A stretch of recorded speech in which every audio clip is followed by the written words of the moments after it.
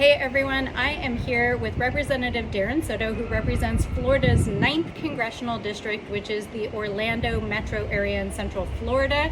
And we're here today to talk about redistricting in Florida. So Representative Soto, is Florida redistricting?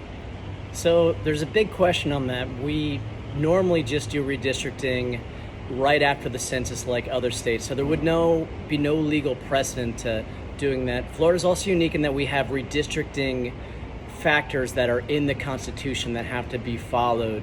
And so we've heard some comments from the governor. They've already really gerrymandered the state map, something that I disagree with the Supreme Court's rulings on. So I guess we'll see what happens, but it's uncertain at this point. But what we do know is that the president has explicitly made it known that because they passed the big ugly bill, which has threatened their capabilities to potentially hold the House in 2026, they're looking for opportunities to try to rig the election by gerrymandering and doing mid-session redistricting. And we know that the governor in Florida is now talking openly about potentially pursuing that in Florida. Now, Florida has a whole slew of other voting rights challenges and a history in this area.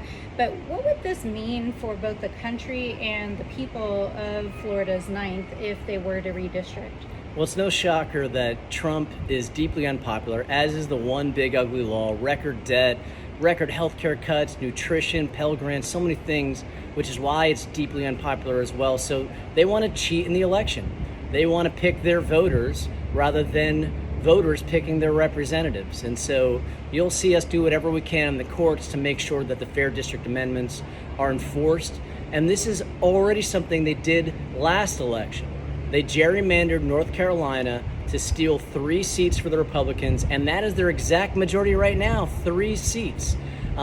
If North Carolina wasn't gerrymandered, the Democrats would be in a 1-seat majority right now, and imagine how different that would be. So under Hakeem's leadership, as well as Melanie's and others, we're going to fight back between all these different states to make sure that we have fair maps and to make sure that we don't see a majority decided by gerrymandering rather than the will of the people.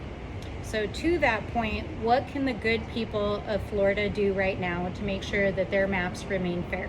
Well, make your voices heard, work with local groups that are going to be fighting back against these terrible voter disenfranchisement plans, and just note that a lot of this will end up in the courts because of the constitutional amendment, and you'll see in other states that you'll be able to get involved to help out as well in places like California or New York or some of these other states. In Texas right now, make your voices heard. This is absolutely an affront to democracy, and we all need to stand together. You heard it here, Florida. Let's get to work.